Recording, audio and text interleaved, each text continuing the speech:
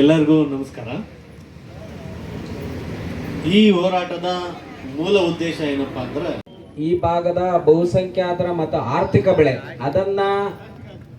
ಅದರ ಬೆಲೆಯನ್ನ ಕಾಸಿಗೆ ಕಡಿಯಲ್ದಂತೆ ಬೆಂಬಲಿಸಿದ ಸರ್ಕಾರಗಳನ್ನ ನಾವು ವಿರೋಧಿಸಿ ಈ ಚಳವಳಿಯನ್ನು ಮಾಡಿರೋದು. ಜನ ಸಂಖ್ಯೆ ಕಮ್ಮಿ ಆಗಿರ್ಬೋದು, ಅವರ ಕೆಲಸದ ಒತ್ತಡಗಳು ಇರ್ಬೋದು, ನಮಗೇನದ ಸಂಖ್ಯೆ ಮತ್ತು ಅದು ಗೌಣ, ಅದು ಹೋರಾಟ ಮತ್ತು ಅವನ ಜನರ ಮನಸ್ಥಿತಿ. ಜನ ಅವನು ಯೋಚನೆ ಮಾಡಿ ನನ್ನ ಬೆಲೆಯನ್ನು ಕನಿಷ್ಠಗೊಳಿಸಿದ ಸರ್ಕಾರಗಳನ್ನು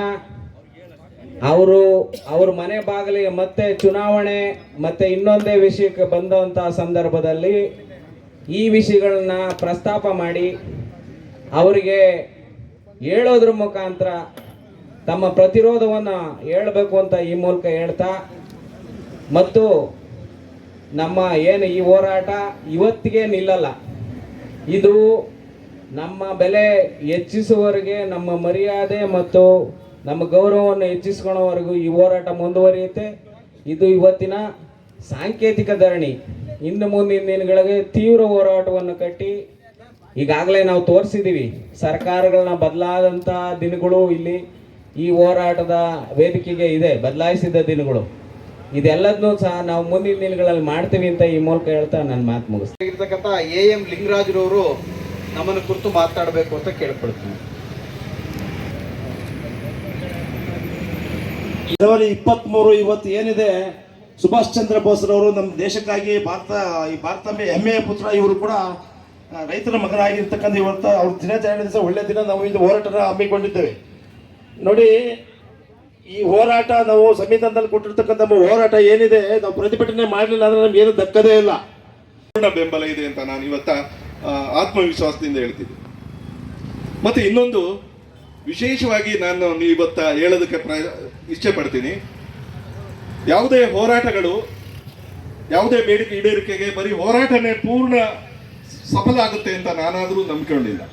ಹೋರಾಟ ಬೇಕು ನಿಜ, ಆದರೆ ಅದರಿಂದಲೇ ನಾವು ಅದನ್ನ ಏನು ಲಾಭವನ್ನು ಪಡಿತೀವಿ ಅಂತ ಹೇಳಕ್ಕಾಗಲ್ಲ. ಅದಕ್ಕಾಗಿ ನಾವು ಬೇರೆ ಮಾರ್ಗಗಳನ್ನು ಅನುಸರಿಸ್ಬೇಕು.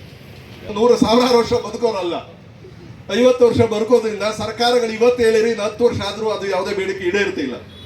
ಅದಕ್ಕೆ ನಾವು ಮೊನ್ನೆ ಈಗ ಒಂದು 10-12 ದಿವಸದಲ್ಲಿ ತಿಟ್ಟೂರು ತಾಲೂಕು ಕಾರ್ಯನಿರತ ಪತ್ರಕರ್ತರ ಸಂಘದ ಅಧ್ಯಕ್ಷರಾದ ಪ್ರಶಾಂತ್ ನಾನು ಕೂತ್ಕೊಂಡು ಒಂದು ಕಡೆ ಕಾಫಿ ಕುಡಿಬೇಕಾದ್ರೆ ಮಾತಾಡಬೇಕಾದ್ರೆ ಸರ್ ಅವರು ಒಂದು ಪ್ರಸ್ತಾಪ ಇಟ್ಟರು ನನ್ನ ಮುಂದೆ.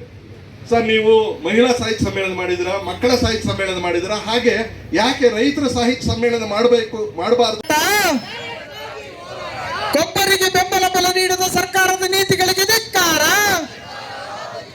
ಕೊಬ್ಬರಿಗೆ ಬೆಂಬಲ ಬೆಲೆ ನೀಡದ ಸರ್ಕಾರದ ನೀತಿಗಳಿಗೆ ಧಿಕ್ಕಾರ.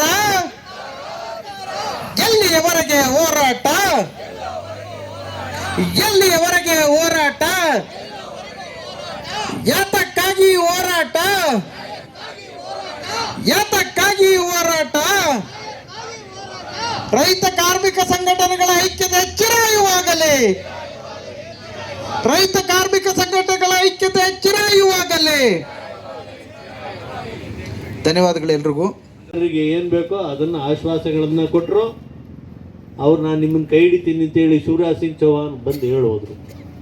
ನಮಗೆ ಆ ಥರದ ಒಂದು ಸಂಘಟನೆ, ಆ ಥರದ ಒಂದು ಸಮಾವೇಶ, ಆ ಸಮಾವೇಶದಲ್ಲಿ ಒಂದು ಕೇಂದ್ರ ಸರ್ಕಾರ ರೆಪ್ರೆಸೆಂಟ್ ಮಾಡ್ತಕ್ಕಂಥ ಒಬ್ಬ ಮಂತ್ರಿನ ಕರೆಸಿ ನಮ್ಮ ಪರವಾದ ಒಂದು ಸ್ಟೇಟ್ಮೆಂಟ್ ಕೊಡಿಸೋದಕ್ಕೆ ನಮಗೆ ತಾಕತ್ತಿಲ್ವಾ? ಯಾಕೆ, ಏನಾಗಿದೆ?